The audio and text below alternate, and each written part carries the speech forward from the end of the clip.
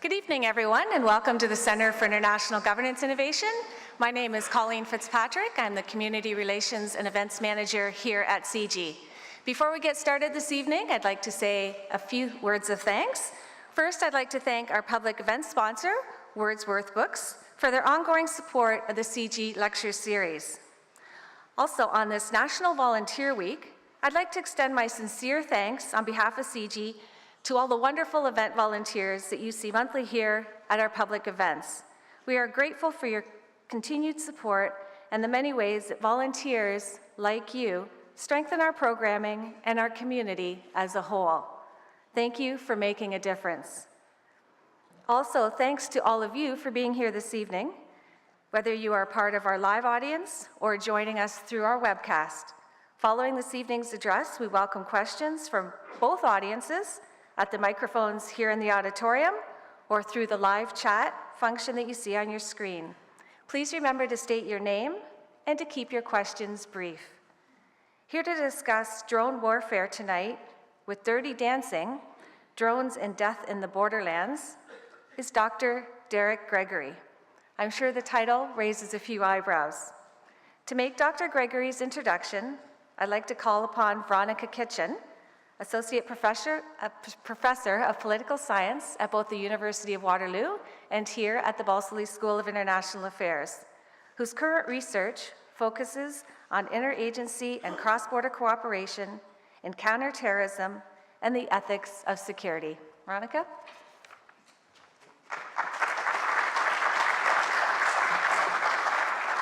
Thank you so much, Colleen. I'm very pleased to introduce you to Professor Derek Gregory, the Peter Wall Distinguished Professor of Geography at the University of British Columbia, who will, as Colleen already said, be speaking to us this evening on the very topical subject of drones.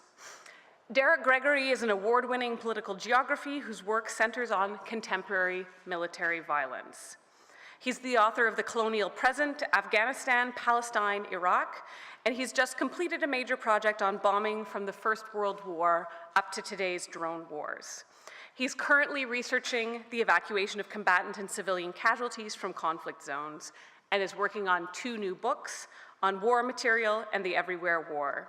He was also awarded the Founders Medal of the Royal Geographical Society in 2006. Dr. Gregory's work transcends boundaries. We've had the great pleasure of hosting him at the Balsillie School over the past 2 days as part of the Conflict and Security Research Cluster group's conference, Things from the Air. And so he's had the pleasure of working with political scientists, historians, sociologists, and anthropologists in that context. And we thank him for sharing his expertise with our faculty and students. And so I'm very pleased now to have the opportunity to invite Dr. Gregory to share his views with a wider audience. And so I hope you'll join me in welcoming him to CG and to Waterloo. Thank you.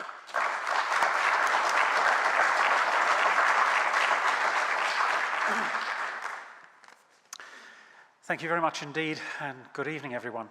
Thank you for coming out to play tonight. I'm immensely grateful for the invitation to be here, but I'm particularly pleased to be able to speak to audiences beyond the academy. I think too often we spend far too much time talking to one another inside closed doors and not enough time talking to the people that really matter, the people that pay our salaries and the people on whose behalf sometimes we can speak, but in particular people with whom we need to engage. Now, my presentation tonight is a grim one, and it concerns the role of unmanned aerial systems, popularly drones, in carrying out targeted killings in Pakistan. And I want to begin with 2 people. The first is Baitullah Mehsud.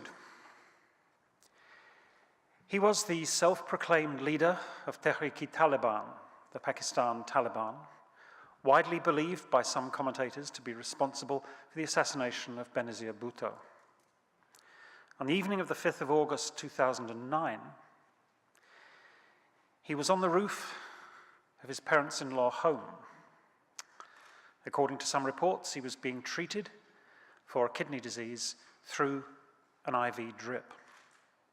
What he didn't know, what he couldn't possibly know, was that he was being watched from thousands of miles away by the crew of a Predator, a drone directed by the Central Intelligence Agency. On the 5th of August 2009, Hellfire missiles smashed into that roof and killed him.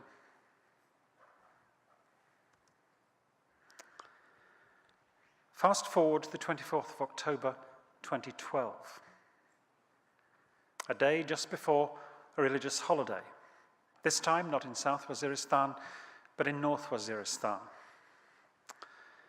A grandmother, the village midwife, the husband of the head teacher of the local school, Mamana Bibi, was working in the fields, gathering okra with her grandchildren. Suddenly, out of nowhere, 2 Hellfire missiles smashed into that field, killing Mamana Bibi instantly and seriously wounding 2 of her grandchildren. Now, my question tonight is, what is it that connects 2 incidents like those, which is to say, 2 incidents as unlike as those?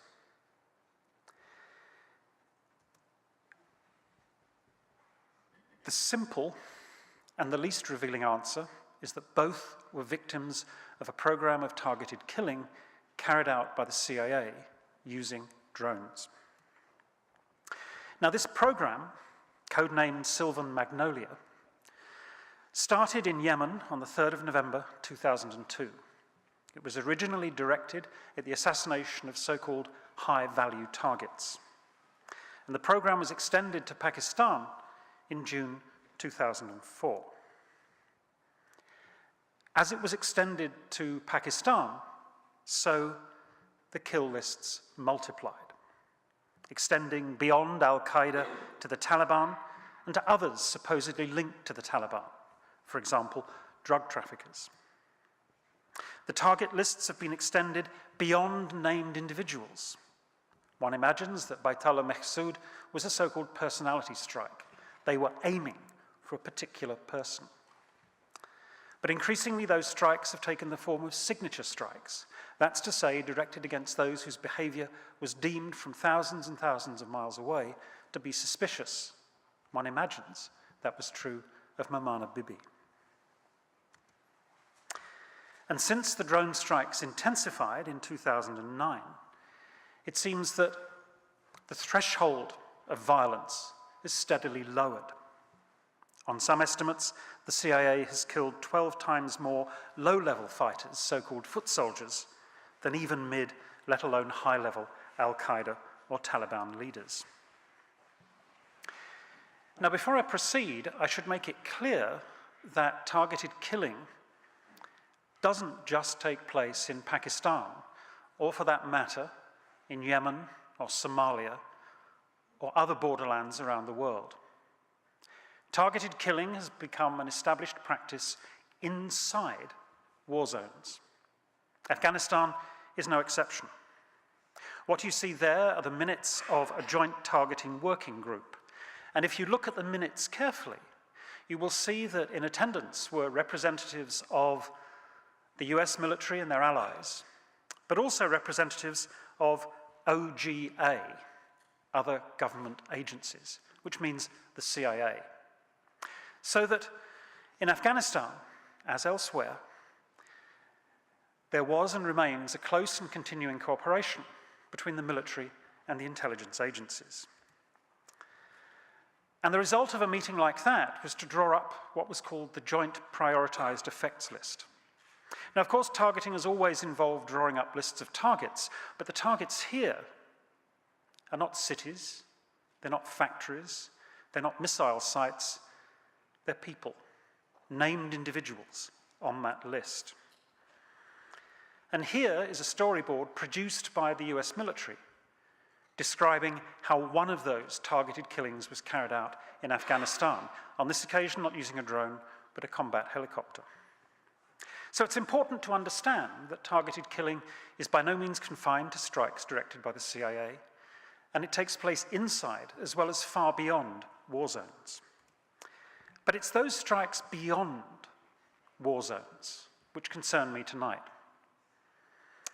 At the height, or perhaps the depth, of the Bush administration, one of his officials said that one of our major foreign policy dilemmas is how to carry out war in countries we're not at war with. And so we need to start to think about the ways in which the United States and its allies carries out military operations and conducts military and paramilitary violence in zones far beyond the established zone of war. And this, of course, is where the drone becomes so important. Many of those targeted killings in Afghanistan, as I say, use other platforms, including helicopters. Many more are carried out by ground forces, by special forces, boots on the ground. But if you want to push the envelope into those borderlands beyond the immediate conflict zone, then I suppose you need to do so with stealth. And the weapon of choice in Pakistan as elsewhere has been the drone. This is an advertisement produced by its manufacturer, General Atomics. Now, you might want to think for a while about the audience to whom General Atomics is advertising its drones. But still, look at the slogan, dwell, detect, destroy. The point about these drones, you see, is that they can remain aloft for 24, 36 hours. Dwell. Because all you have to do is change the crew on the ground that's operating them. Detect, because they're equipped with an array of sensors, but they can also transmit full-motion video feed so that you get eyes on the target. And most of them now, even the Predators, but certainly the Reapers, are armed, typically with Hellfire missiles, so that they can destroy the target as soon as it's been identified. The way in which this works is shown in this simple slide from the US Air Force. The drone is typically launched in Afghanistan and controlled from the ground by a crew stationed in Afghanistan. But as soon as it's up in the air, control reaches back through a satellite link, which downlinks to Ramstein Air Force Base in Germany, is then fed by fiber optic cable across the Atlantic to Creech Air Force Base.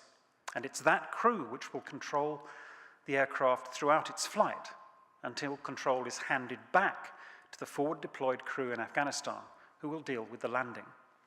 The reason for this toing and froing is that there's a delay between the crew flying the aircraft in the United States and the response of the Predator or Reaper, between 2 and 5 seconds.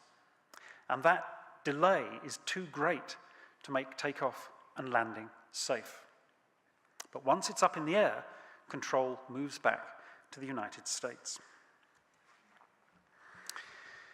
But before everyone becomes too excited about this technology, it's important to understand that today's drones are slow, noisy, sluggish, and difficult to maneuver. What this means, as General Mike Hostage, the commander of US Air Force's Air Combat Command, put it, Predators and Reapers are useless in a contested environment. If you send them out over Russia or China, they'll be shot down in seconds. Another way of putting that is that you can only use them against defenseless people, people who can't fight back. So as Lisa Parks puts it, drone use has generated a new disenfranchised class of targeted people in Pakistan, Yemen, Somalia, and occupied Palestine. They've become part of a targeted class simply because they live in areas in which terror suspects may operate. In such areas, anyone and everyone is at risk. So let's move into one of those areas, move into Pakistan. Now, this chart records every strike that we know of in Pakistan since the attacks started. And if we look at the figures, between 2004 and the end of last year, between 2,400 and almost 4,000 people have been killed, and between 1,000 and almost 2,000 people have been injured. Now, there is, of course, a great debate about how many of those people are so-called combatants and how many are civilians, and I'll return to that. But what I'm interested in is the place where those strikes take place. They take place in the so-called federally administered tribal areas of Pakistan, principally in North and South Waziristan. And if we plot them year by year, you can watch the numbers grow.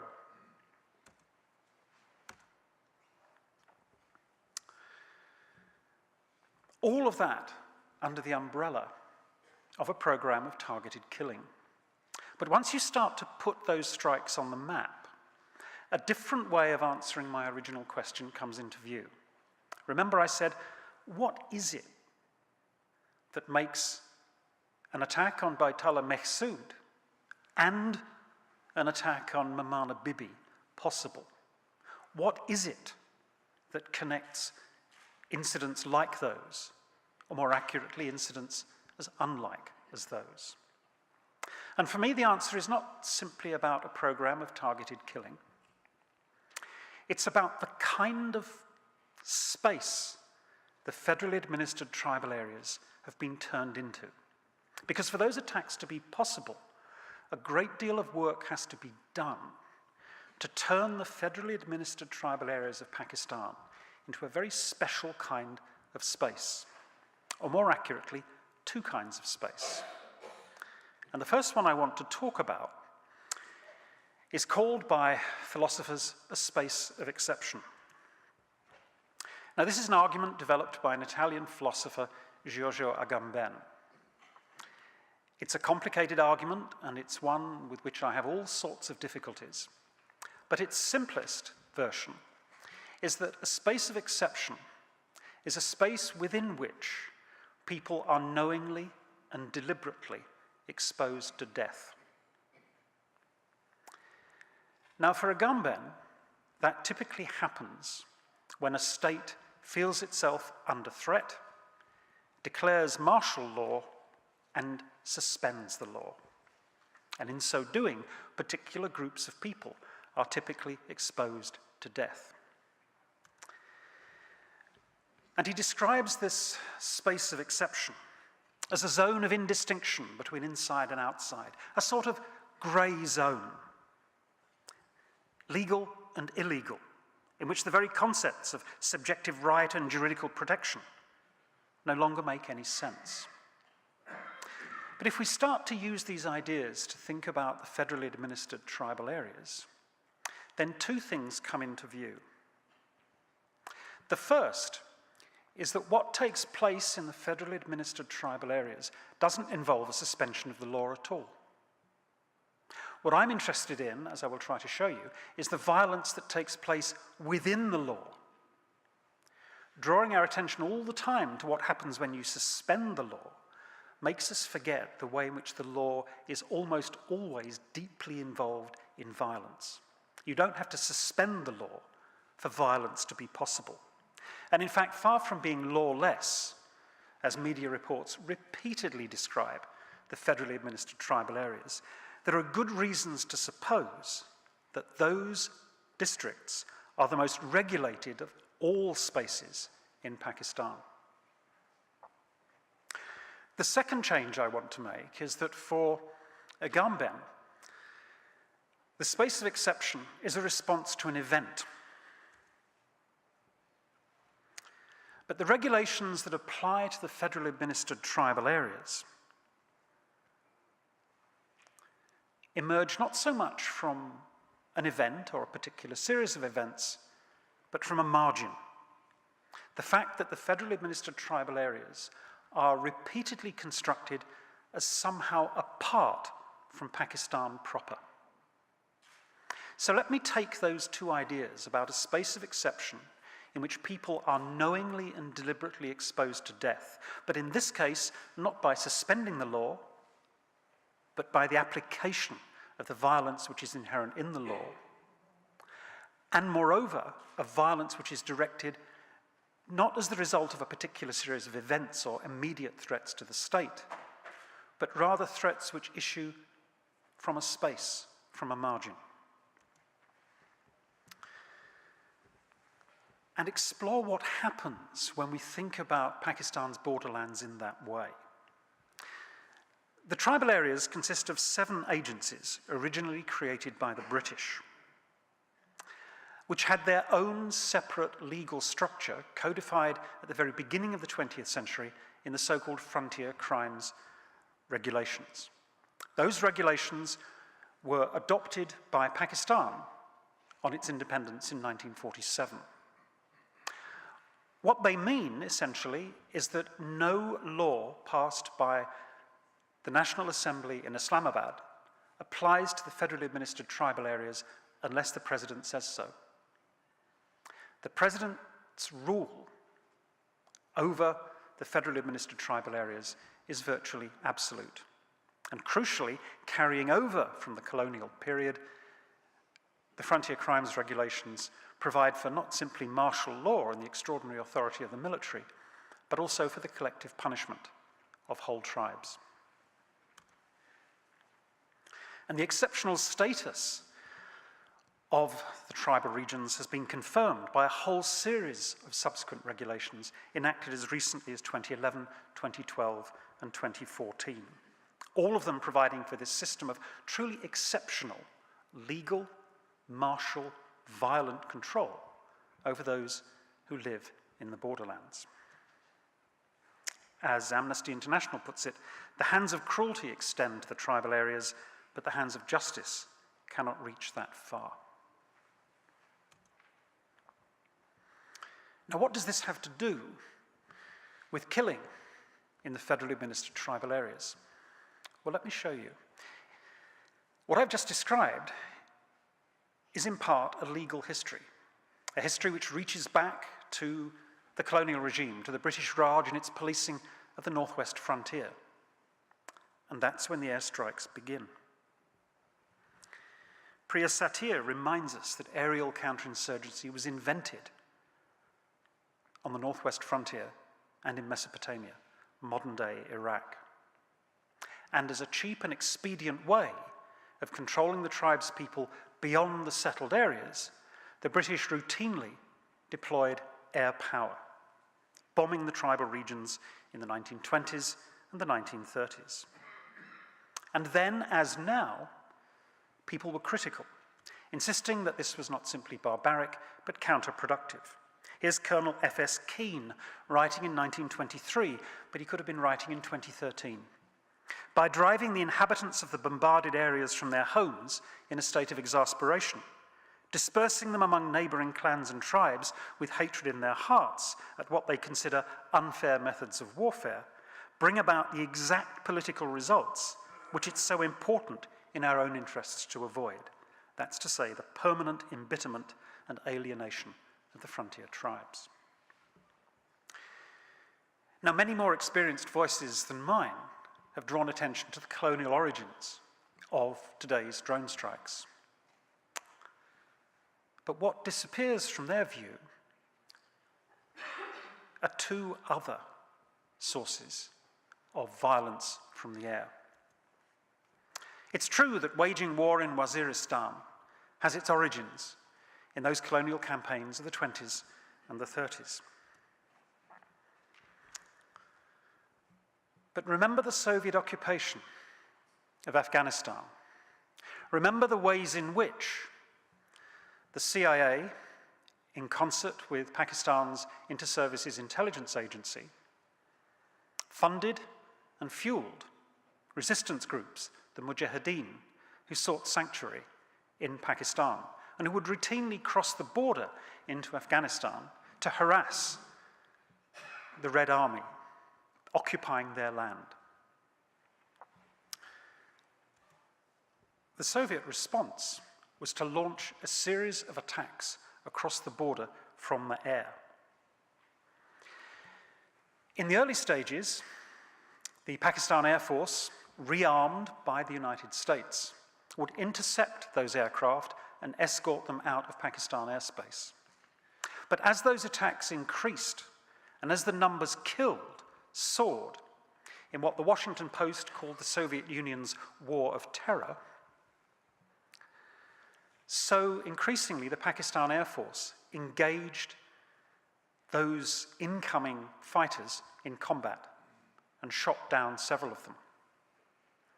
Now, in the course of those campaigns, from 1980 to 1988, there were 3,305 violations of Pakistan airspace by either the Soviet or the Afghan Air Force. Since 2004, there have been precisely 406 violations of Pakistan airspace by drones. Over that same period, 1,737 people were killed and over 3,000 injured, and yet that record disappears from view. It's important to bring it back into focus for two reasons, I think. The first is, of course, that people who live in the tribal areas have long memories. They might not reach back to the colonial era, but they can certainly remember the attacks on their cities, on their refugee camps in the 1980s, killing members of their own families. But it's important to remember this for an entirely other reason too. The fact of the matter is that those cross-border incursions were met by the Pakistan Air Force, and a number of those aircraft were shot down, which begs an important question, doesn't it? If drones are so slow, so noisy, so sluggish, if Pakistan objects to the violation of its airspace, why has nobody shot them down? You can't use them over Russia because they'd be shot down. You can't use them over China because they'd be shot down. So why haven't they been shot down over Pakistan? The reason is, of course, that there's another source of airstrikes in the federally administered tribal areas, and that is the Pakistan Air Force itself. Its Air Chief Marshal claimed that the Pakistan Air Force carried out 5,000 strike sorties and dropped 11,600 bombs on 4,600 targets in the Borderlands between May 2008 and November 2011. Now, in the first years of those campaigns, those attacks were remarkably inaccurate for all sorts of reasons. These were not attacking individuals, targeted killings. This was conventional area bombing. But from 2008, the United States supplied new electro-optical targeting pods and sensors, new aircraft, and the Pakistan Air Force even equipped itself with its own drones. And the United States has enabled the Pakistan Air Force to upgrade its F-16 fleet. Those attacks have continued beyond 2011. In January and February 2014, the Pakistan Air Force resumed airstrikes against the Pakistan Taliban in North Waziristan, using F-16 aircraft and helicopter gunships. Not surprisingly, hundreds and eventually thousands of people fled the area in distress and fear that these attacks would continue. By the 27th of January, the government estimated that 8,000 people had arrived in the town of Bannu, with many others unable to find shelter and moving on to Peshawar and elsewhere, even crossing the border into Afghanistan. The stream of refugees has continued more or less unabated, moving out and moving back, moving out and moving back.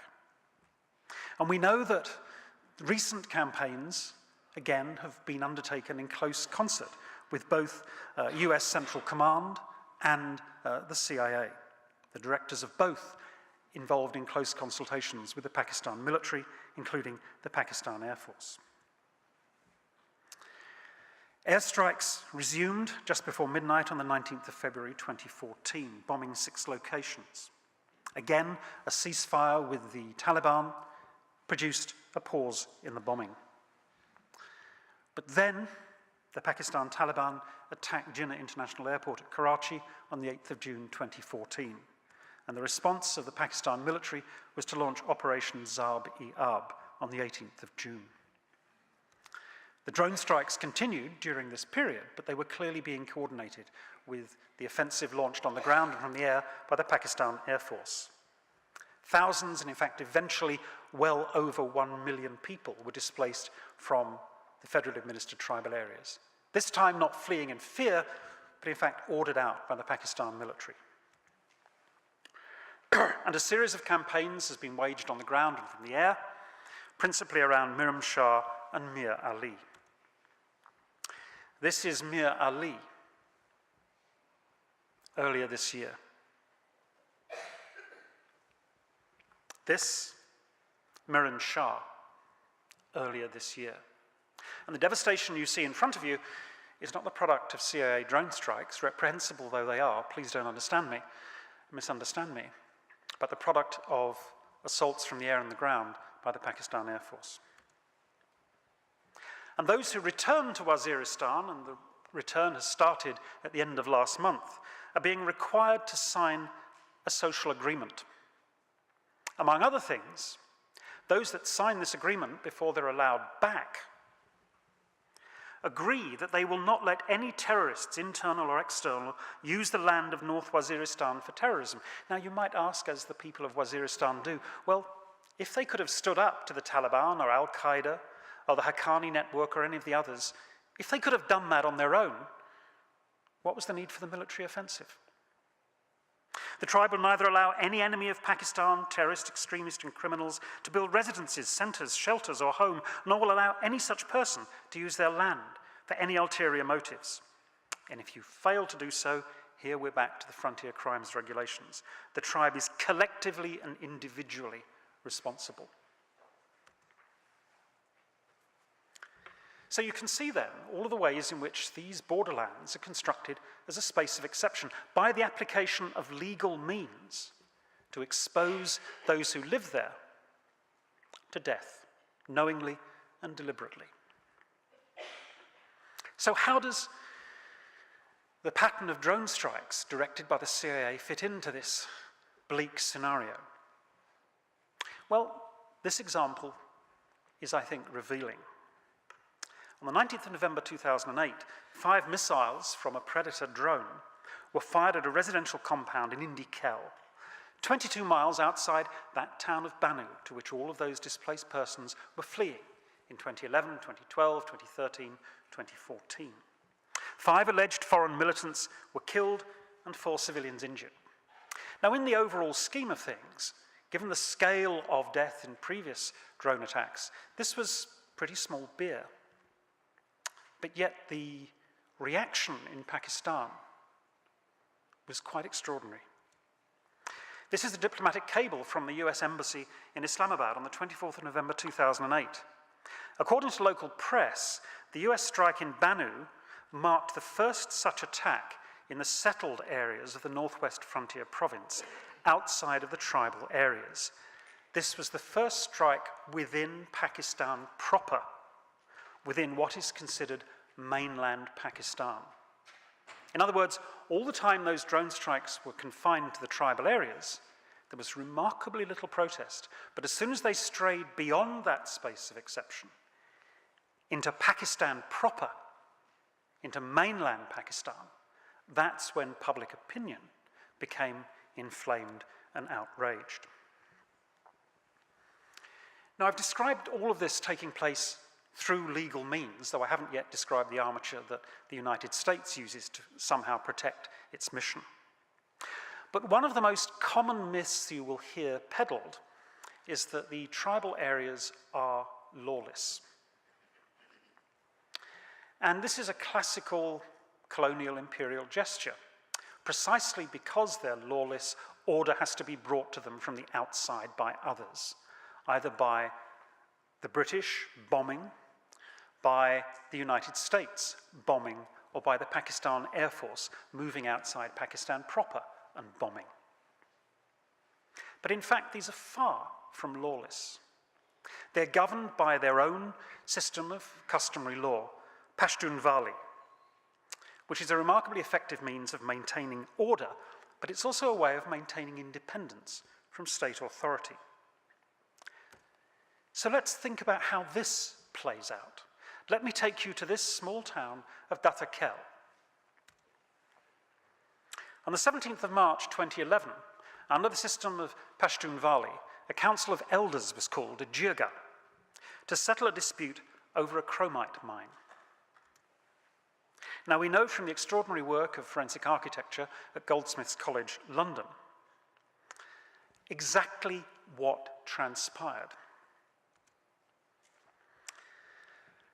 The elders were gathered in two large circles in a space used as a bus station just outside the bazaar in Datakel. They were under surveillance from an American predator. 2 missiles were fired, killing between 35 and 42 people. Now, what's interesting for my present purposes is how the US responded to the public outcry against that attack. I imagine this is the same spokesperson speaking to different newspapers one after the other. This action was directed against a number of brutal terrorists, not a county fair. These people weren't gathering for a bake sale, they were terrorists. These guys were terrorists, not the local men's glee club.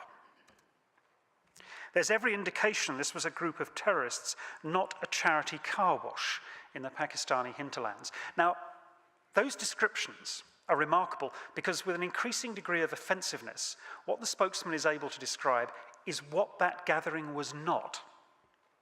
What he's conspicuously unable to do is explain what it was, which was a tribal jirga convened under the codes of Pashtun Valley.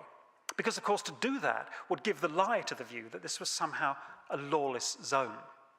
It's a zone which is filled with law, not just by the Pakistani state and the frontier crimes regulations and its successors. It's filled by the law of the people themselves, Pashtun Valley. But that has to be suppressed in order for the excuse to be given that order has to be brought so violently from the outside.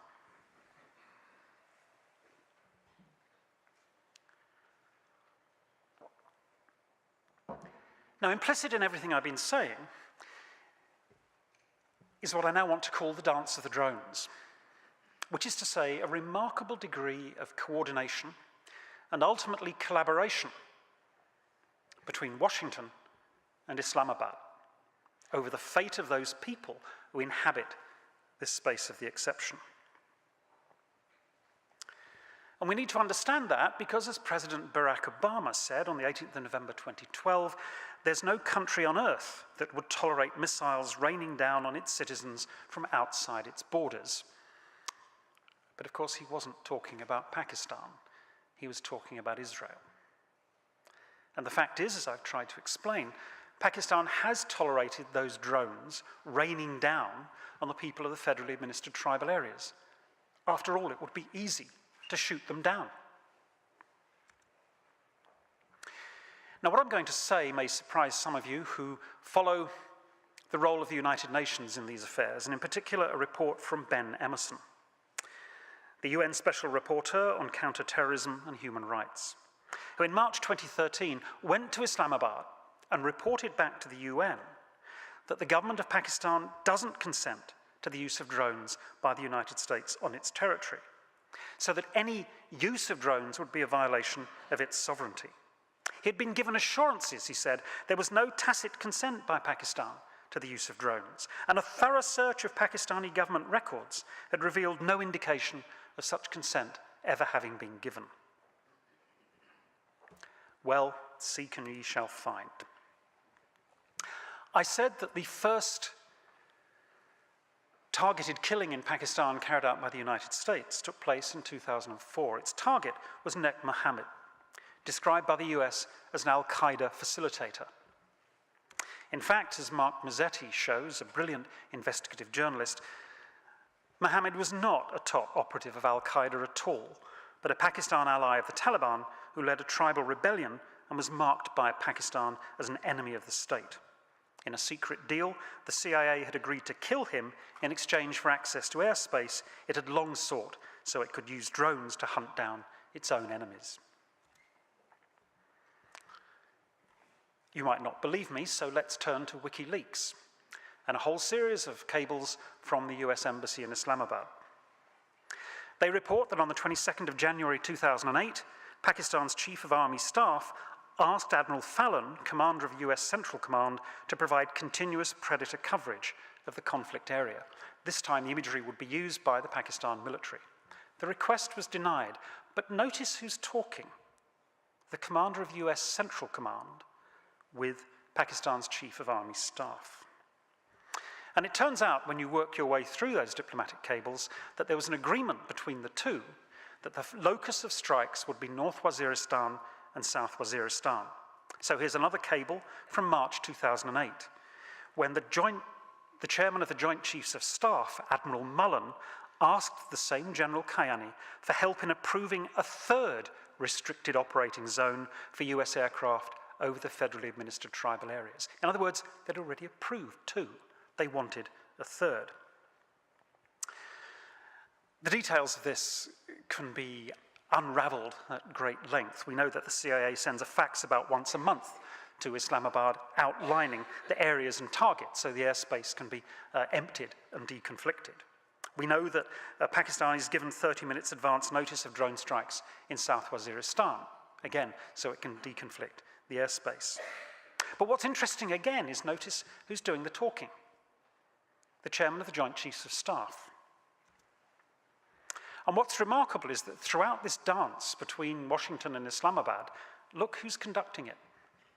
That's General David Petraeus, the commander of US Central Command. It's not the director of the CIA. Petraeus eventually becomes the director of the CIA, but he's there in Islamabad. He's negotiating these flight boxes and all of these precautionary measures that the US wants the government in Islamabad to impose. So what does that tell us? Well, you can trace the paper trail. The Wall Street Journal in 2010 reported that the US Air Force has loaned Predator and Reaper drones to the CIA. So that's where the aircraft come from. Then we know in 2009 that the US Air Force's Combined Air Operations Center in Qatar monitors all flights in and out of Pakistan. Although the flights are controlled by the CIA, we learned from two other investigative journalists in 2011, all the flights are flown from Creech Air Force Base in Nevada. And most extraordinarily, we know that on most, and in fact virtually all missions, the aircraft are flown by pilots from the US Air Force seconded to the CIA. So these are flights which are directed by the CIA. The target lists are drawn up by them, but they're carried out by the US Air Force. So there is this intricate dance between the US military and the CIA, as well as between Washington and Islamabad. The CIA might be the customer, says Brandon Bryant, but the Air Force has always flown it. And there they are. They're the pilots seconded to the 17th Reconnaissance Squadron flying out of Creech Air Force Base in Nevada. And all of this with the active consent of the government in Islamabad. On the 21st of August 2008, the US ambassador reported that the Prime Minister had endorsed the strikes. "I don't care if they do it, as long as they get the right people," he said. "We'll protest it in the National Assembly and then ignore it." That's why it's important that the flights are directed by the CIA, because they're then supposedly covert. They're not part of a military action which has to be reported back to Congress. In his view, the next step would be to go after Baitullah Mehsud, which is, of course, where we started. We know, too, that CIA drones have been launched from as many as 6 air bases inside Pakistan, though now they're launched from inside Afghanistan. And we know that this close collaboration continued till at least the end of 2011. The Deputy Director of the CIA regularly briefed Pakistan's ambassador to the US. Here's a report from the Washington Post. Despite repeatedly denouncing the CIA's drone campaign, top officials in Pakistan's government have for years secretly endorsed the program and routinely received classified briefings on strikes and casualty counts. They in fact received maps from the CIA showing strikes carried out by aircraft under its control. Notice in the top right-hand corner, it says top secret, and then the exception, Pakistan.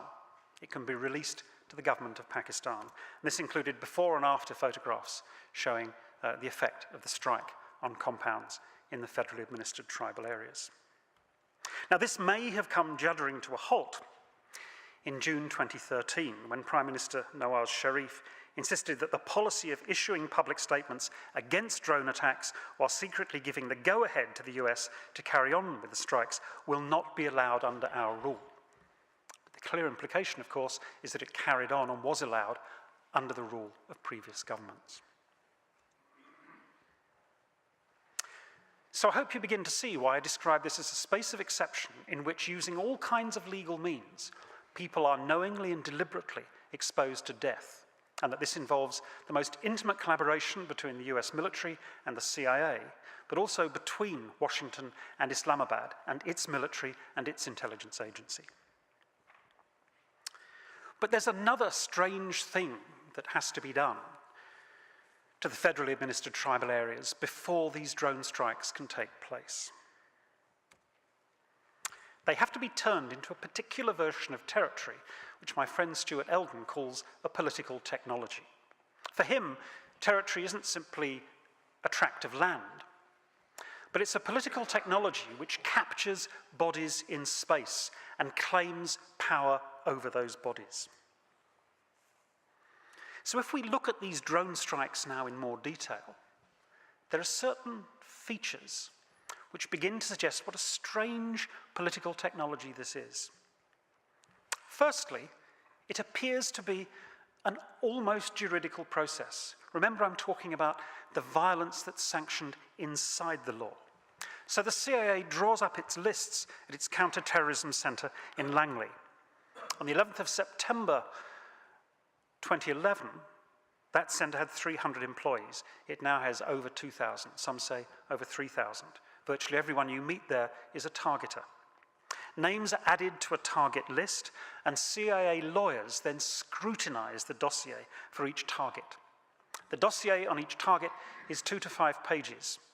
If you need to seek a judge's permission to carry out a wiretap in the United States, the dossier is roughly 30 pages. But to get your name on that list, 2 to 5 pages is enough. It's then approved by the CIA's General Counsel, and that list is renewed every 6 months. But notice what's happening. We're back to that joint prioritized effects list. We're back to targeting individuals.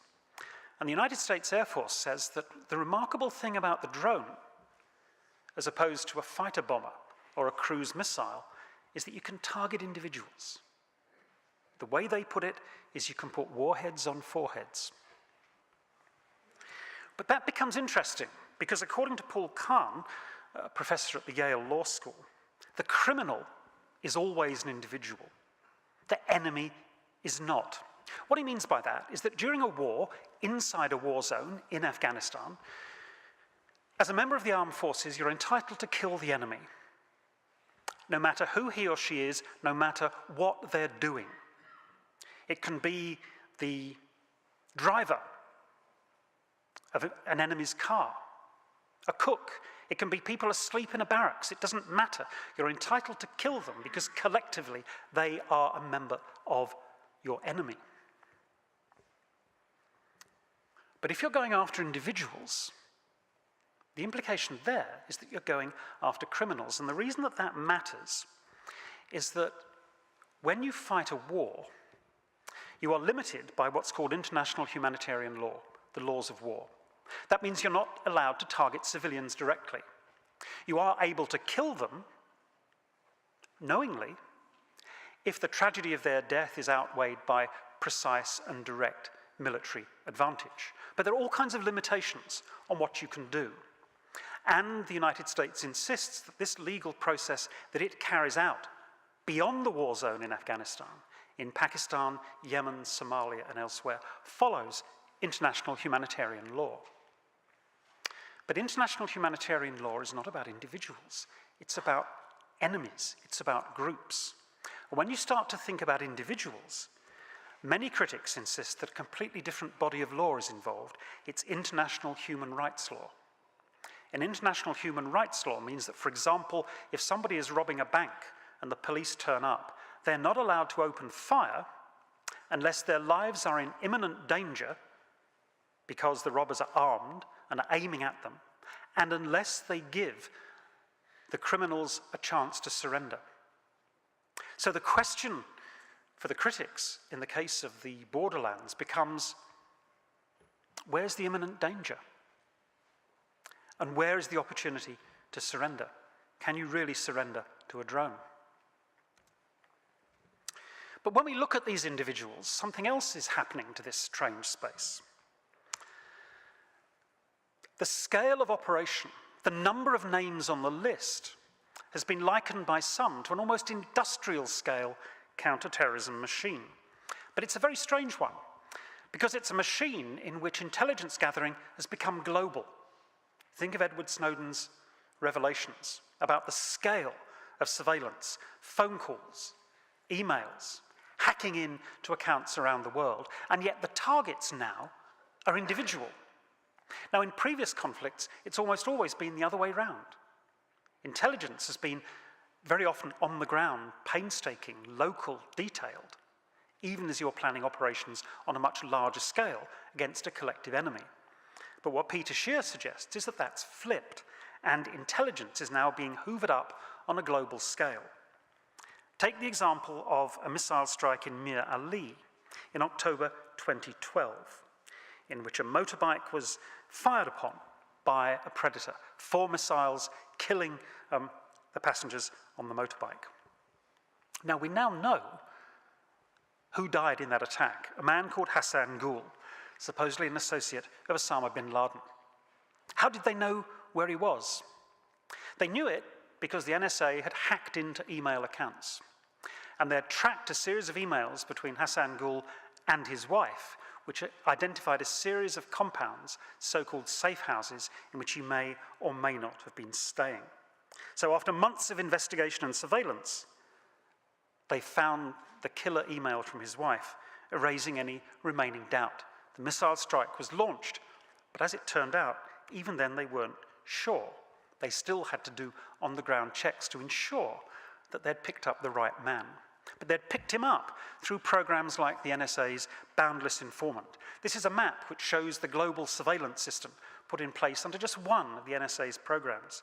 And you'll find that outside Iran, the area which is subject to the most intense monitoring by the NSA is Pakistan, and specifically the federally administered tribal areas, in which, according again to investigative journalists, the NSA draped a surveillance blanket over dozens of square miles of northwest Pakistan, throwing, as it were, the electronic kitchen sink at it, hoovering up all possible data. And what's happening here is that software is being used to construct the federally administered tribal areas as an almost digital space in which all of these different trace signals, phone calls, emails, and on, can be used to bring individuals into view and ultimately into the crosshairs. It's what two of my colleagues, Rob Kitchen and Martin Dodge, call a code space, a space which is being coded by software algorithms, churning through all of this big data to identify specific individuals. But who are these individuals? Well, you might say they're Batala Mahsoud, they're Mamana Bibi. But very often, these individuals are identified not on the basis of who they are, but as I said at the very beginning, on the basis of supposedly suspicious patterns of life. And Joe Pugliese, in this extraordinary book on state violence and the execution of law, says that this whole idea of a pattern of life, well, it reaches back to software and code space. But he says a pattern of life is what you discover and analyze in the petri dish of a laboratory. There's something biological and barely human about this idea of a pattern of life. And what's happening is that all of these signals in the noise, all of these attempts to throw this blanket over the federally administered tribal areas, to digitize that space and somehow in that digital net pick up individuals, pick up in a sense, not a person, not a body, but a statistical artifact, the product of all of those intercepts and all of those analyses. In effect, what these algorithms do, because this is killing by algorithm, is what Ian Hacking calls make-up people. And often they do it using computer programs like this, which track people as they move through time and space, track their phone calls. Now, of course, you may not know who those people are, you may not know their names, but you know where their phones are moving. You know where the signals are. And some of these drones are equipped with sensors which can pick up signals from cell phones. But there's something interesting about these individuals which are being made up. It's not just that they're not fleshy, bodily people. And make no mistake about it, the images that appear on the screen are really very fuzzy indeed. You can barely see what's happening as you switch from infrared to full-color television. It's jerky, there's lots of static. They barely look like people at all. But they're the product, as I say, of this digital statistical series of algorithms making people up. But most people don't care, because after all, you're killing individuals. People say to me, why are you worried about drone strikes? This is not the Blitz over London. This is not bombing Dresden. Well, I'm not sure that Dresden is necessarily the moral standard to which we should hold ourselves, but if we're going to focus on individuals, we should understand that every death of every individual affects far more than that one person, whatever they've done. It affects their family, their extended family, their village, and the ripples go on and on and on. We surely know this from our own experience, but when Mamana Bibi's family were flown to the US Congress by reprieve to talk to members of Congress about what had happened to their grandmother, only 5 members of Congress bothered to show up. But this is what Mamana Bibi's son said. In Urdu, we have a saying which translates as the string that holds the pearls together. That is what my mother was. She was the string that held our family together. Since her death, the string has been broken, and life has not been the same. We feel alone, and we feel lost. So this conceit of putting warheads on foreheads, closing the circle around this statistical figure that appears in the crosshairs, so very often, I think, blinds us to the fact that any person's death affects countless others. Even more so, one imagines, if that person is innocent. Ah, but you say, Baitullah Mehsud was hardly innocent, was he? The leader of Tehrik-i-Taliban, carrying out all sorts of atrocities, both in the federal administered tribal areas where, yes, people live under fear of the Taliban and other groups. Responsible, perhaps, for the death of Benazir Bhutto. Well, let's grant all of that. But look at how many attempts it took to kill Baitullah Mehsud. He was directly targeted as many as 7 times, during the course of which 164 people were killed, including 11 children. His area was targeted at least a further 9 times, resulting in the deaths of 123 additional people. And if you look at that list there, you can see that that's repeated again and again and again. 24 men were reported killed or targeted multiple times in Pakistan. Unnamed government sources were insisting that we'd killed this man, only to reappear 2 or 3 weeks later to say, actually, no, they hadn't got him last time, but they had got him this time. Again and again and again. Missed strikes on these men killed 874 other people and account for 35% of all confirmed civilian casualties. For Pakistan, roughly 36 unknown others have been killed for every named intended target. And so we need to think, when we look at those casualty counts and those figures, about the bodies that they represent. This is a poster placed on the ground in North Waziristan in the hope that those people from thousands and thousands of miles away, looking at their full motion video screens, will look down and see not a blob in the crosshairs, not the product of a digital statistical algorithm, but the face of a human being, not a bug splat. And the last thing to say about this whole process is that, of course, it's a very long way from war as we've conventionally understood it. It's about pursuit, not combat. As I've said, no one's shooting down the drones. And certainly those on the ground are incapable of bringing them down, though the drones very often do a remarkably good job of crashing in their own right. So that it means that here, as elsewhere, we're dealing with a hunting ground, not a battlefield. And in his book, The Theory of the Drone, Gregory Chamayou says that what's happened is that it's the body which has become the field of battle for those who carry out targeted killing.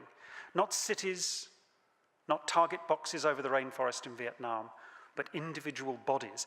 But we abstract the body away through all of these digital algorithms. But then, precisely because we're after an individual, the United States says it has the right to follow those individuals wherever they go. We can strike them wherever we see them, even outside the war zone, so that the world as a whole has been turned into a hunting ground. So let me end with two thoughts.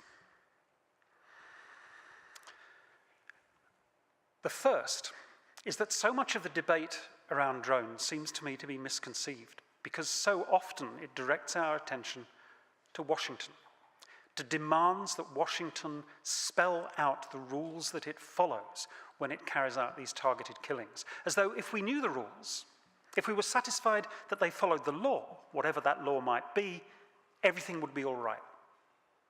But we surely know that just because something is legal, it doesn't make it right. It doesn't make it ethical. But more to the point, all the time diverting our gaze to Washington means that we never look at Waziristan. We never look at the lives of all of those ordinary people who live under fear, yes, the fear of the Taliban and of other militant groups, but the fear too of assault from the air, by those CIA-directed drones, and by their own air force. We forget about what Madiha Tahir calls the wounds of Waziristan. And if you pursue all of this through our own media, you'll find that both the media and the public are fascinated by the psychological effect of all of this on those pilots and sensor operators who carry it out. The argument is, you see, that those who fly these drones are not thousands of miles away at all. They're 18 inches away, the distance from eye to screen.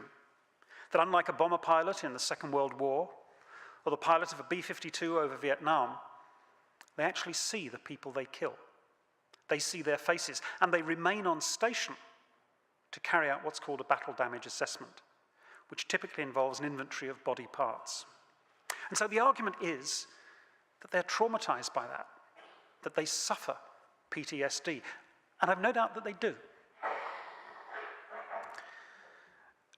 But there's remarkably little concern, so it seems to me, for the psychological effects of those who live under the drones.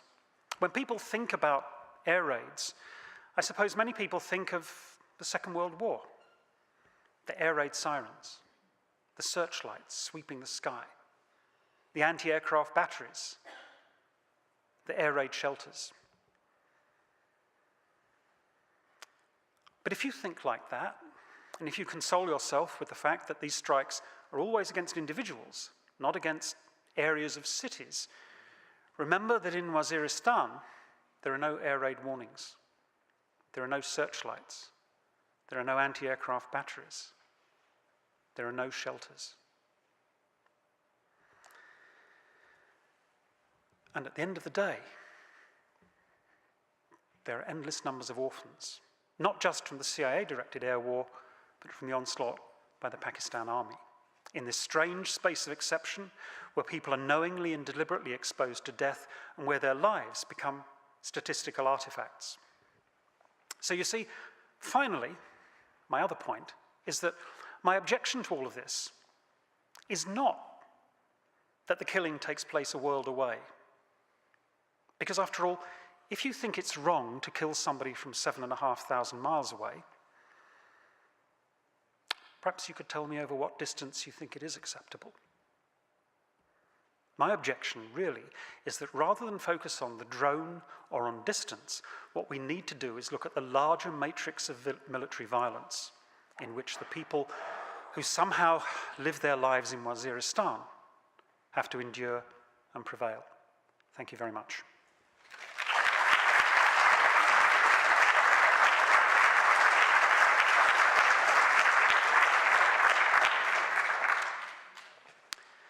Now, we do have time for questions, so I'm told. Some will be online and flash at me Peter Mansbridge style on the screen. The thought of Peter Mansbridge flashing has just shot through my mind, and that's truly terrifying. But there are also microphones the left and the right, so please come forward.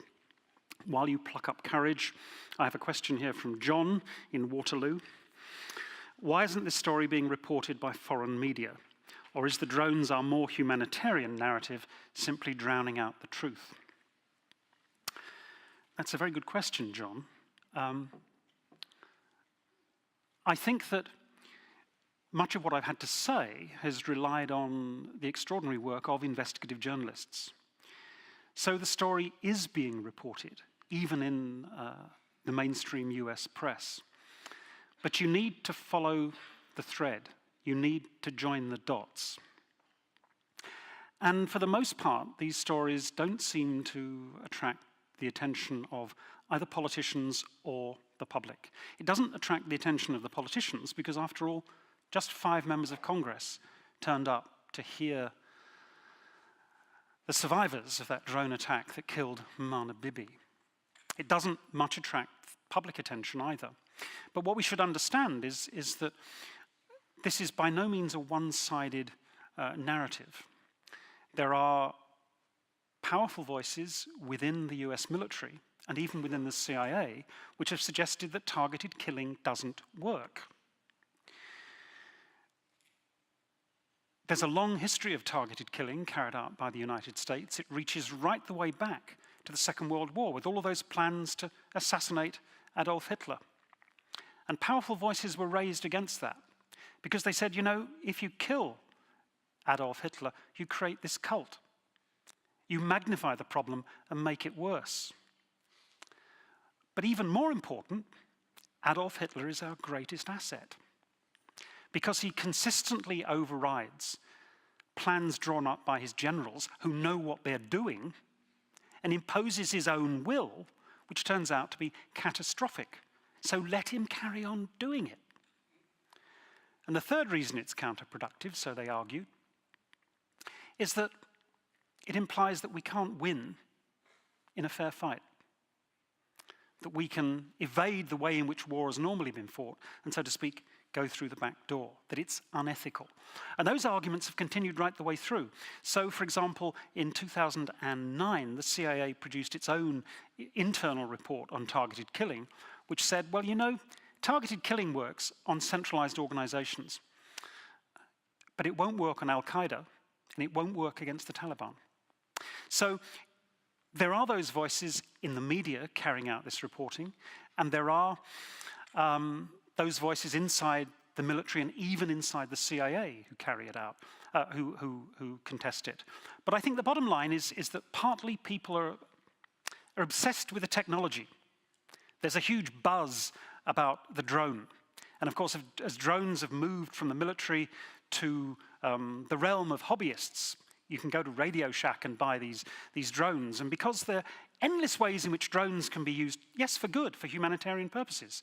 The Global Hawk was used, for example, to carry out reconnaissance after the Haiti earthquake. Drones were flown inside the Fukushima nuclear reactor. Drones have been used to plot forest fires in California, to track herds of caribou in the north. So the problem, you see, isn't the drone. We shouldn't focus on the technology. It's the larger matrix of violence in which it's embedded.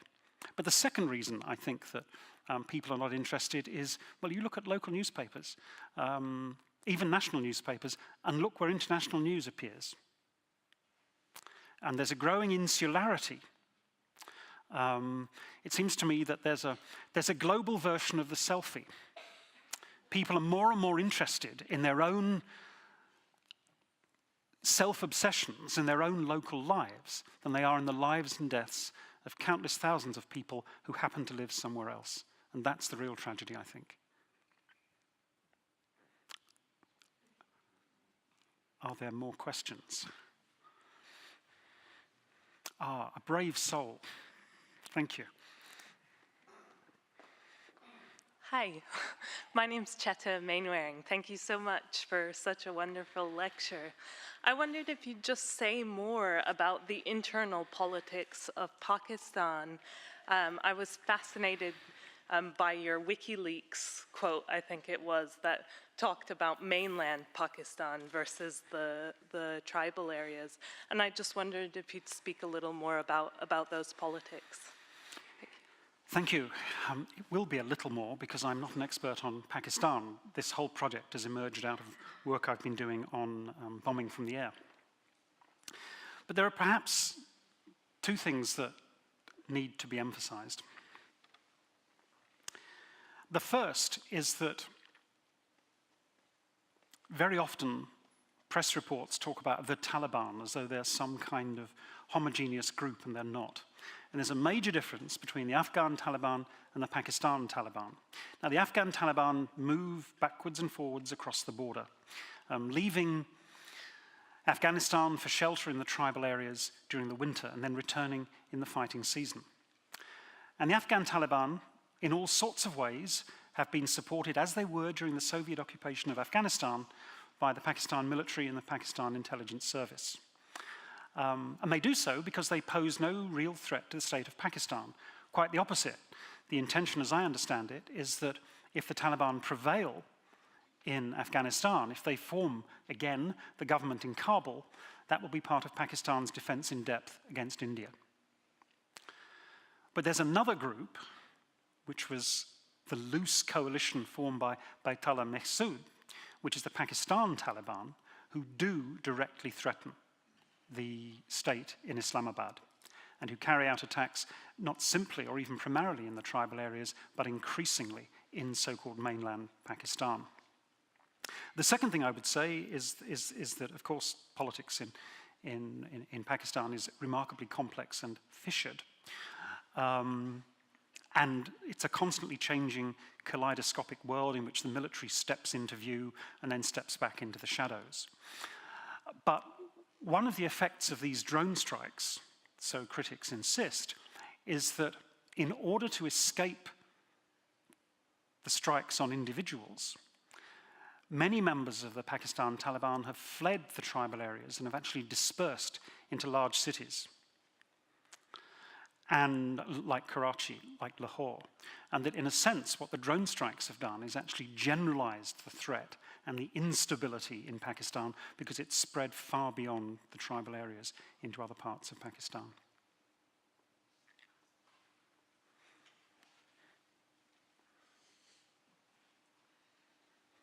John is still there. Thank you, John. And I see somebody else either heading for the exit or the microphone, but I suspect, or indeed the washroom. Try to make them separate visits. It really is a long way down, and one forgets his question, by the way. It comes there. You alluded to the fact about the Petri dish and how people who are targeted are built in the computer warfare system and based on the life. I was hoping that you can talk more about how the burden of proof is reversed.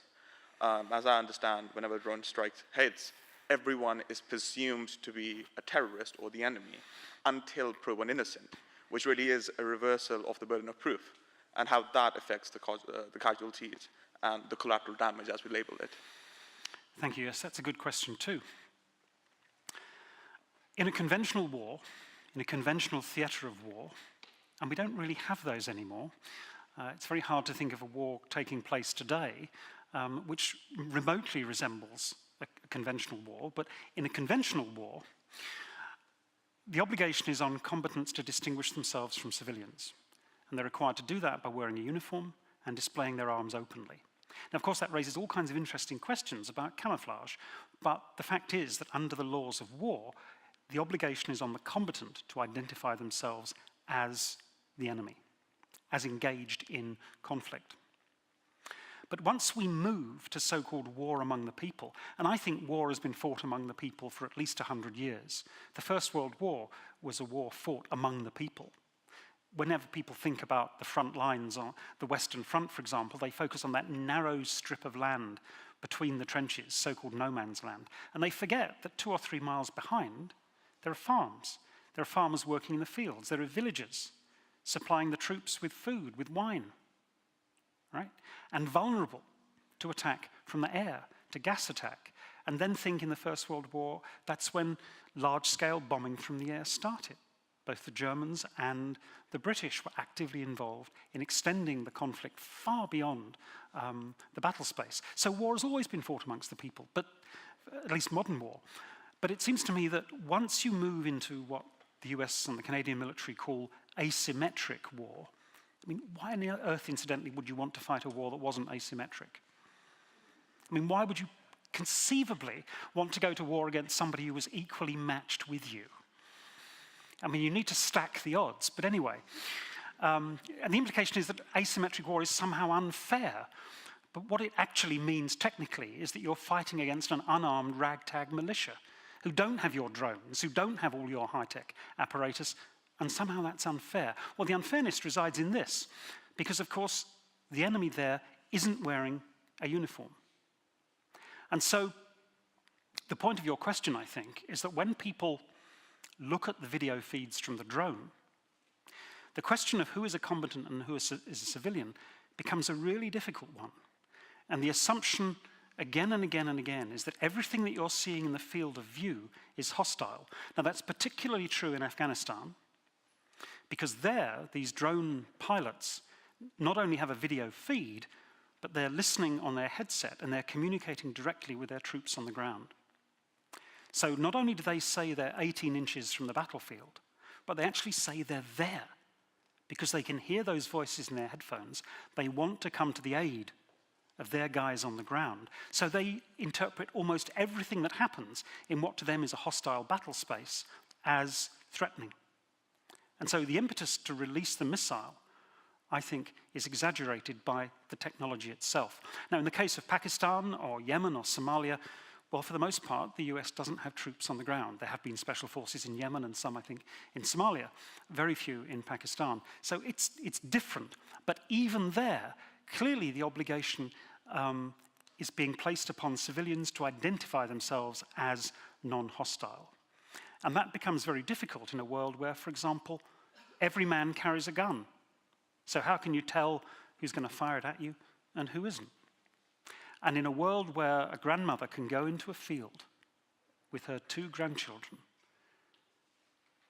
and pick okra and have that read as a sinister act, you then begin to see how the burden of identification has shifted from combatants to civilians. So yes, I think you're quite right. That's an argument which has been developed not by me, I should say, but by a brilliant scholar in Ottawa called Christiana Wilke. So I don't want to plagiarize anybody. Yeah, please. I'm fascinated by your metaphor, dirty dancing. I think it's a very interesting one. And I'm wondering, I know this is part of a larger project that you're working on, if you could maybe talk about that in relationship to Israel's drone wars and in Palestine. And particularly, I was struck by what you said about the fact that drones are very slow moving, they're easy targets. So can we talk a little bit about the politics of resistance and how that might be playing out in that region, in particular around these collaborative movements? Okay, thank you. That's also a really good question. 2 quick responses.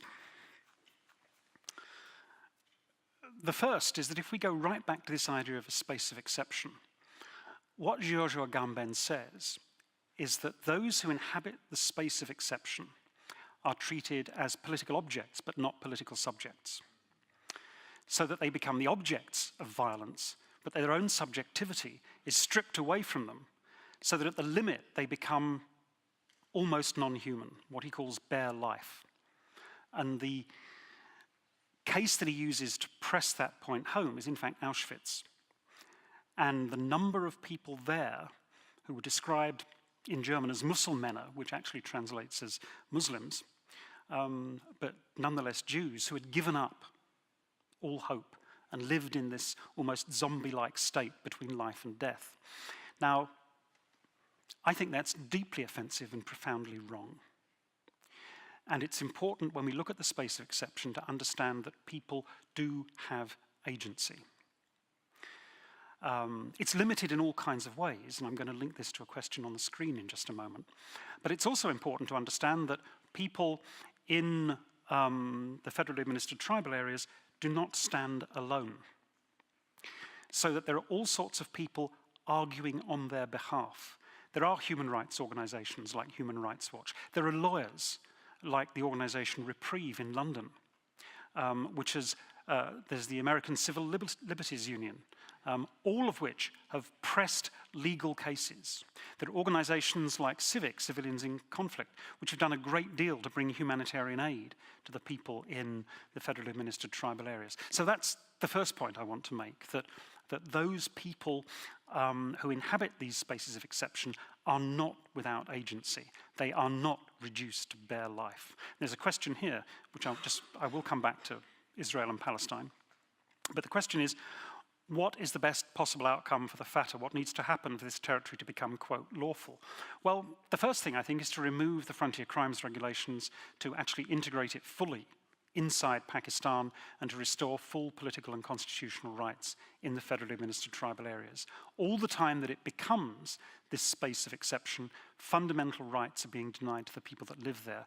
It's only in the last year that political parties have been allowed to organize in the federally administered tribal areas. But there are all kinds of restrictions on what they can do. Martial law needs to be lifted, and they need to be integrated into Pakistan and enjoy full Pakistan citizenship with the same rights and duties as anybody else. They shouldn't be singled out and made exceptions of, and that way their agency can really count for something. But you also ask about occupied Palestine. And more or less everything I've said, I think, applies there. We need to recognize that modern targeted killing originated not with the United States, but with the Israeli military. And then when they carried out their first targeted killing, it was roundly condemned as illegal by states around the world, including the United States. But since then, there has been the closest collaboration between Israel and the United States in, as it were, refining and honing the practice of targeted killing. And again, the law is not very far from all of this. A senior lawyer in the Israeli military says, you know, if you look at international law, there's a black area, stuff we can't do. There's a white area, stuff we can do. But there's this grey zone in between. And part of my job is to turn the grey into white. And what that reminds us is that the law always travels in the baggage train of war. It's always playing catch-up. It's always in the rear. And it's certainly not a deus ex machina which somehow is outside the war machine. It's part of it. And as I tried to show in the case of the CIA-directed strikes, lawyers are involved at the very beginning of the targeting process. And if you follow through the way in which the United States Air Force carries out its strikes in Afghanistan, lawyers are involved at the very moment when the missiles are released. They're called upon to give legal advice. It's called operational law. So there's been this wholesale move to bring the law into, directly into the imposition of military violence. But of course, the last point I want to make is that the Israeli military doesn't just carry out targeted killing. It doesn't just do it from the air either, though it's certainly used drones, it's used helicopters. The pilot of one fighter jet was asked how he felt when he'd released a bomb over a house in Gaza City. And he said, well, I felt a click and the aircraft judder a little. That's all. Now, that's a bomb which killed at least 20 civilians, on anybody's definition of the term. But more importantly, if we look at the series of attacks on Gaza in recent years, you can see that far from these being surgical, precise strikes, warheads on foreheads, this is the wholesale obliteration of vast areas of the city, including hospitals, clinics, and daycare centres. So in that case, yes, targeted killing and drones are omnipresent over Gaza and over the occupied West Bank. And people talk about the buzzing of the drones. They fly very low. Remember, you can only use them over defenseless people, so otherwise they'll shoot you down. They talk about the buzzing, and they get used to it. Then they talk about the shows of force from the fighter aircraft roaring across the sky. But every once in a while, clearly what you get is a wholesale attack, which, even if it's orchestrated in part by drones, reverts to the most conventional forms of air and ground warfare. So targeted killing is a very small part of what takes place in Gaza, just as it's a very small part of what takes place in the federally administered tribal areas.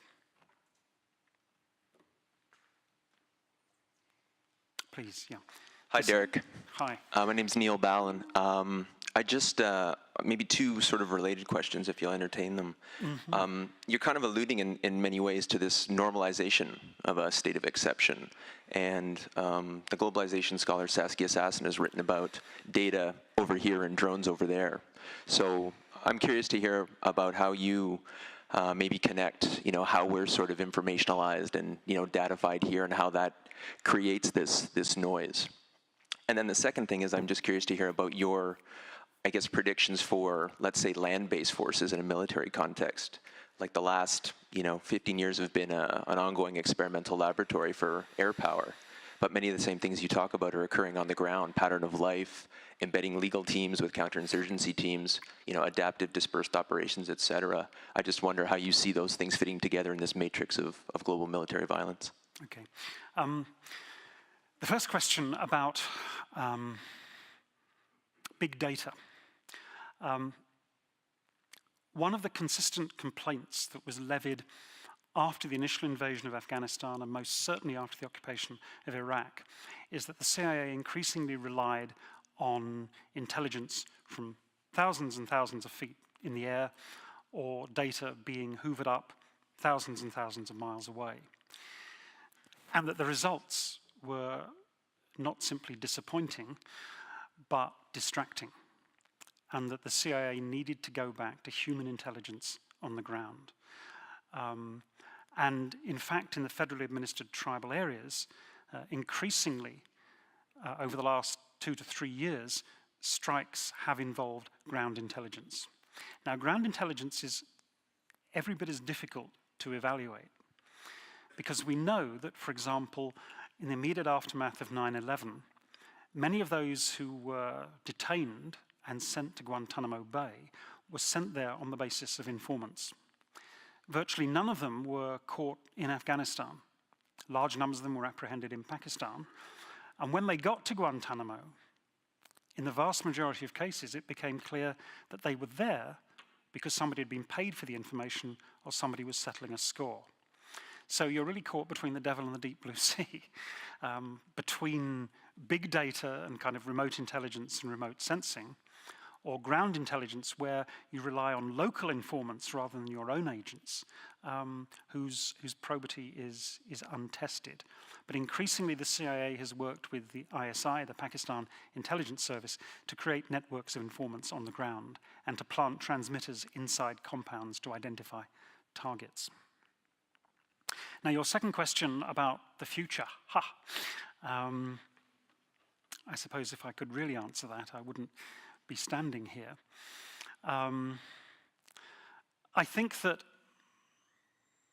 war in the 21st century is in some ways unchanged since 1914. What I mean by that is that war in 1914 was a remarkably bureaucratic exercise. After all, you couldn't organize thousands and thousands of troops across a front extending hundreds and hundreds of miles without a huge bureaucracy making it possible. Not just getting the troops there, getting the supplies there, getting the ammunition there, but planning the campaigns, the offensives, the pushes. And soldiers then used to complain that the plans for battle the next morning would run to 20, 30, 40 foolscap pages. At 7 o'clock, this will happen. At 7:05, this will happen. At 7:10, this will happen. Now, the problem with that kind of planning, you understand, is that it only works if what happened at 7:05 happens, then what happens at 7:10 can happen. But if things go awry at 7:05, that whole chain breaks down. And the problem in the First World War was that once you'd set the machine in motion, you had no way of monitoring what was happening in real time. Now you can, but this monitoring, not least through full motion video feeds from these drones and through all the radio feeds and so on, means that there's a huge number of people involved in any operation, and they all want their voice to be heard. So the bureaucratization has increased, but in many ways I think the technology has increased the fog of war. Rather than making things clear and producing these glorious images so that you can see exactly what the target is, it turns out to be fuzzy. Different people are seeing different things in different places. But it's all about, quite literally, the administration of military violence. And you shouldn't ever underestimate the bureaucracy. The second thing that hasn't changed is the human body. And I think one of the most dangerous conceits we have, or at least our politicians have, when they so cheerfully send off other people's sons and daughters to be killed, is that war today is no more bodiless than it was in 1914. And that if they saw the bodies of veterans who survived attacks in Afghanistan, for example, and came back with the most extraordinary wounds, they would need to say much more than thank you for your service, and they would need to do much more than cut the budget of the Department of Veterans Affairs. So the fact that today's wars, even with all this high tech, still involve putting bodies on the line is something that we need to register. So those two things I don't see changing at all. The last thing that I don't see changing, tragically, is the fact that war is business. That there were lots of people quite literally making a killing out of business in the First World War and the Second World War. And there's an extraordinary book by Andrew Coburn called Kill Chain, in which he talks about the rise of high-tech assassins in the United States of America, using all the apparatuses that I've been talking about today. And he talks about the targeted killing industry, about all of those who have a vested stake in selling this technology and selling that campaign of killing to a compliant public. Thanks very much. We've run out of time. We've also, I think, run out of questions. So thank you all very much indeed for coming.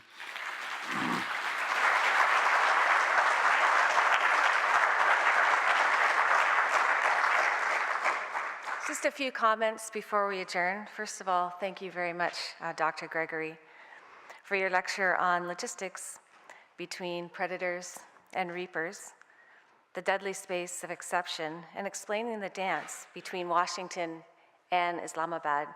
Your valuable research helps scholars and practitioners and our audience understand this new facet of contemporary warfare as you address questions about legal geographies that are not confined to the legality of American interventions outside the war zone. Your talk went beyond the role of policymakers, specifically the part played by politicians, military officers, and intelligence operatives in conducting military and paramilitary operations outside war zones, and the violence that takes place within the law, rightly or wrongly. Additionally, you made the critical point that it's not just the CIA performing that dirty little dance, that strikes are actually carried out by the United States Air Force under the direction of the CIA and its partners, including militaries and agencies of the Pakistan government. You join the dots for us. You leave us thinking tonight about the everywhere war. And can we surrender to a drone? And even wars have their limits. So thank you very much.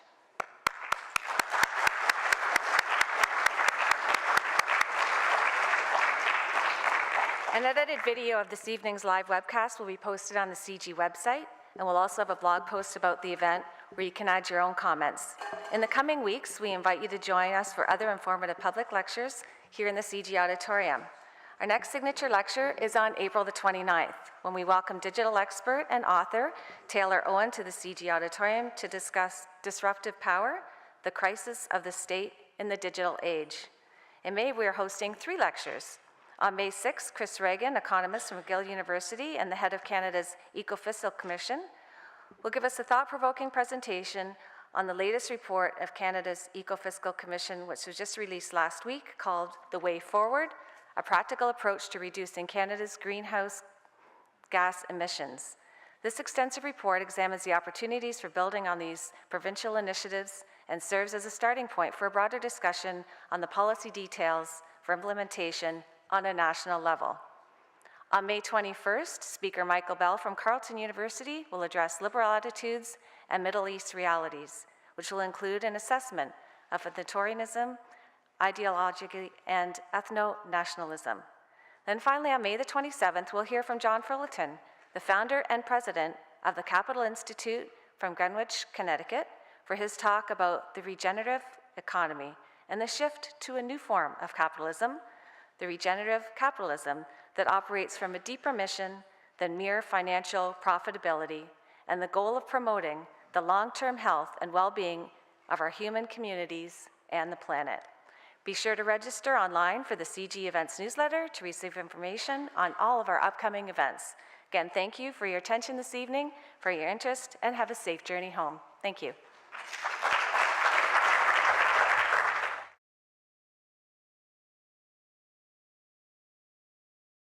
Of a joint targeting working group.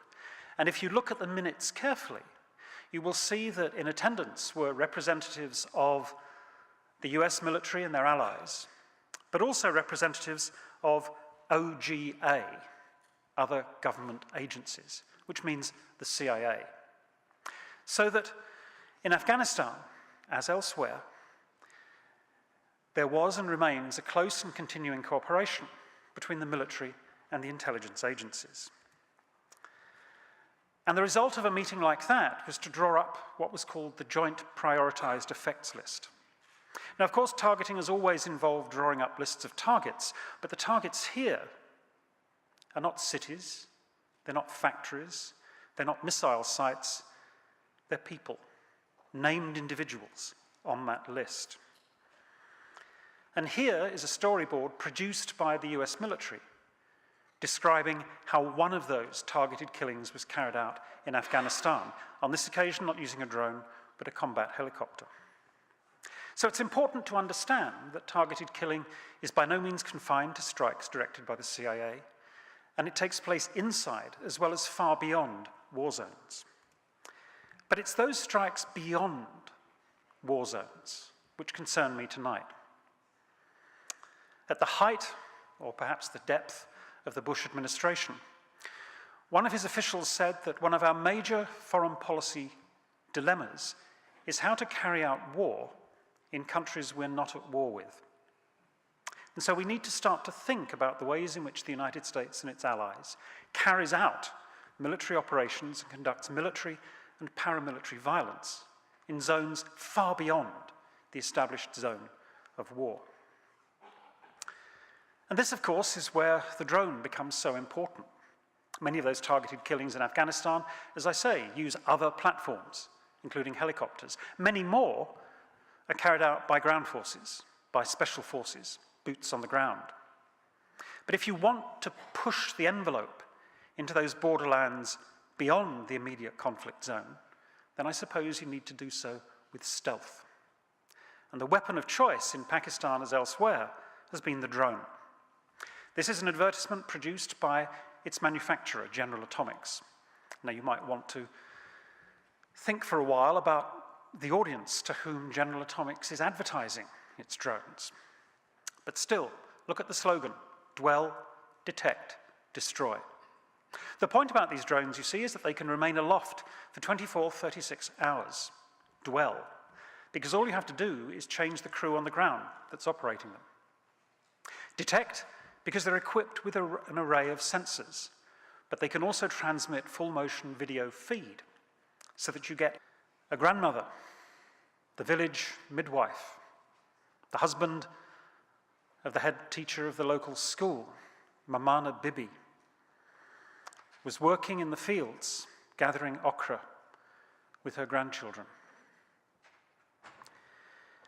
Suddenly, out of nowhere, 2 Hellfire missiles smashed into that field, killing Mamana Bibi instantly and seriously wounding 2 of her grandchildren. Now, my question tonight is, what is it that connects 2 incidents like those, which is to say, 2 incidents as unlike as those?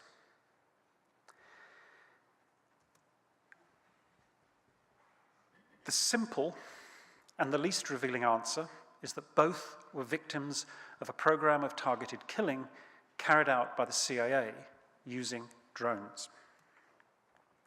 Now, this program, codenamed Sylvan Magnolia, started in Yemen on the 3rd of November 2002. It was originally directed at the assassination of so-called high-value targets. And the program was extended to Pakistan in June 2004. As it was extended to Pakistan, so the kill lists multiplied, extending beyond Al-Qaeda to the Taliban and to others supposedly linked to the Taliban, for example, drug traffickers. The target lists have been extended beyond named individuals. One imagines that Baitullah Mehsud was a so-called personality strike. They were aiming for a particular person. But increasingly, those strikes have taken the form of signature strikes. That's to say, directed against those whose behavior was deemed from thousands and thousands of miles away to be suspicious. One imagines that was true of Mamana Bibi. And since the drone strikes intensified in 2009, it seems that the threshold of violence is steadily lowered.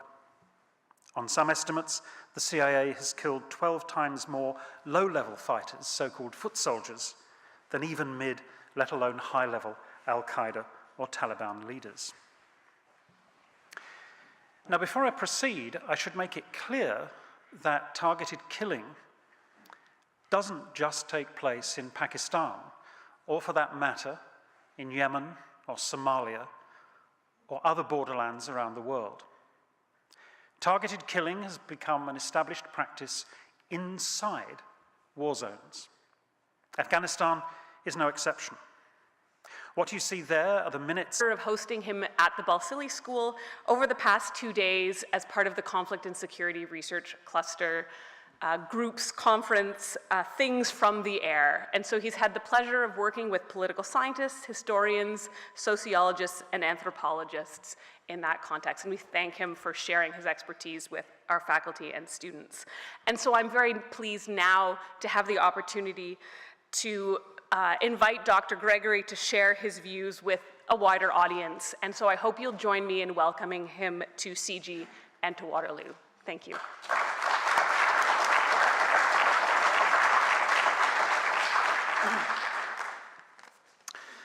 Thank you very much indeed, and good evening, everyone. Thank you for coming out to play tonight. I'm immensely grateful for the invitation to be here, but I'm particularly pleased to be able to speak to audiences beyond the academy.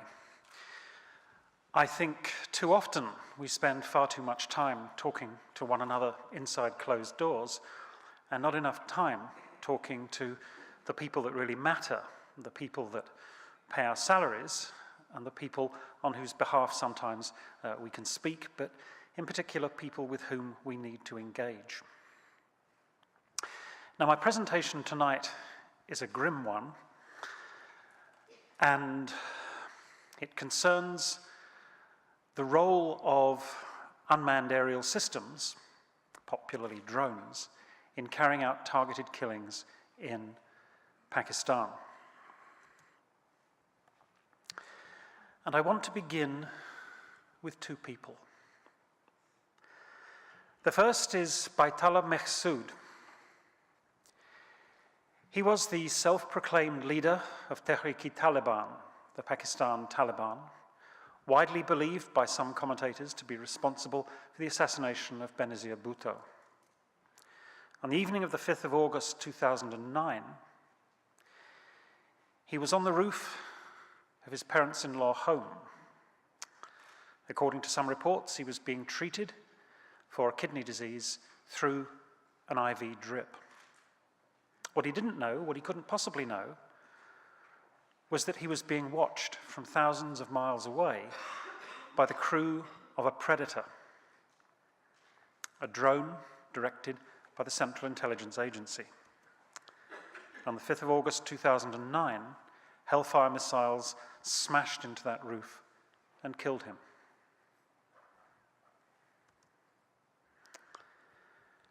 Fast forward to the 24th of October 2012, a day just before a religious holiday, this time not in South Waziristan, but in North Waziristan. Eyes on the target. And most of them now, even the Predators, but certainly the Reapers, are armed, typically with Hellfire missiles, so that they can destroy the target as soon as it's been identified. The way in which this works is shown in this simple slide from the US Air Force. The drone is typically launched in Afghanistan and controlled from the ground by a crew stationed in Afghanistan. But as soon as it's up in the air, control reaches back through a satellite link, which downlinks to Ramstein Air Force Base in Germany, is then fed by fiber optic cable across the Atlantic to Creech Air Force Base.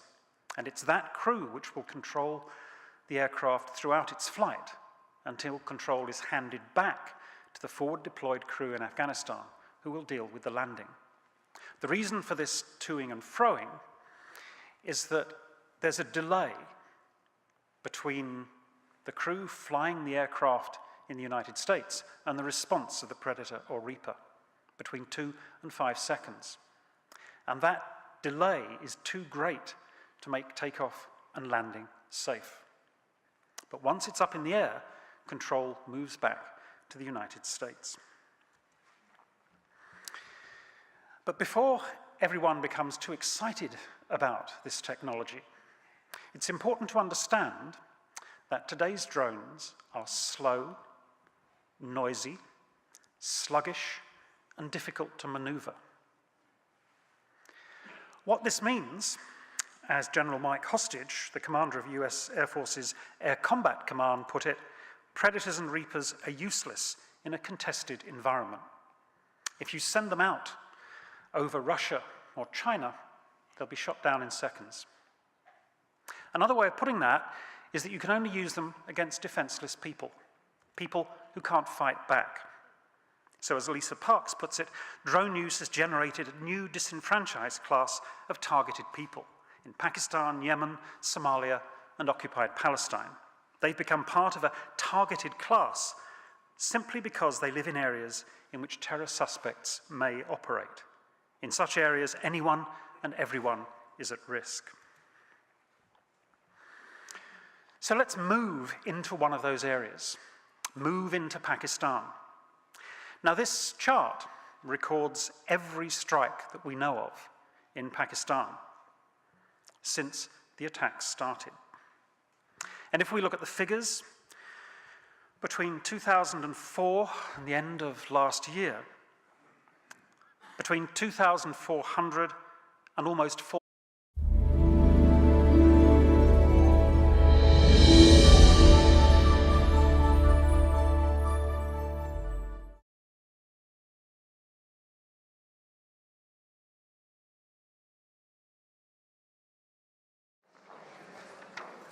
Good evening, everyone, and welcome to the Center for International Governance Innovation. My name is Colleen Fitzpatrick. I'm the Community Relations and Events Manager here at CG. Before we get started this evening, I'd like to say a few words of thanks. First, I'd like to thank our public event sponsor, Wordsworth Books, for their ongoing support of the CG Lecture Series.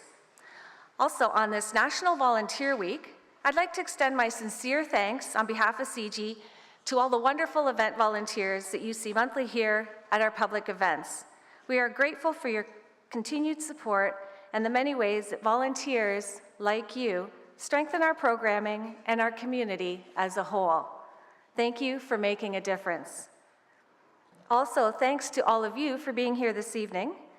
whether you are part of our live audience or joining us through our webcast. Following this evening's address, we welcome questions from both audiences at the microphones here in the auditorium or through the live chat function that you see on your screen. Please remember to state your name and to keep your questions brief. Here to discuss drone warfare tonight with Dirty Dancing, Drones and Death in the Borderlands, is Dr. Derek Gregory. I'm sure the title raises a few eyebrows. To make Dr. Gregory's introduction, I'd like to call upon Veronica Kitchen, Associate Professor of Political Science at both the University of Waterloo and here at the Balsillie School of International Affairs, whose current research focuses on interagency and cross-border cooperation in counterterrorism and the ethics of security. Veronica?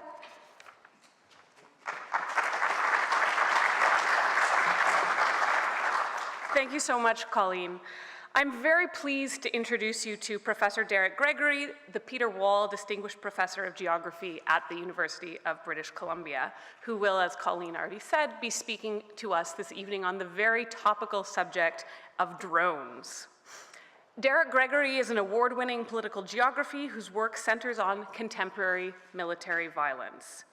He's the author of The Colonial Present, Afghanistan, Palestine, Iraq, and he's just completed a major project on bombing from the First World War up to today's drone wars. He's currently researching the evacuation of combatant and civilian casualties from conflict zones and is working on 2 new books on war material and the Everywhere War. He was also awarded the Founders Medal of the Royal Geographical Society in 2006. Dr. Gregory's work transcends boundaries. We've had the great pleasure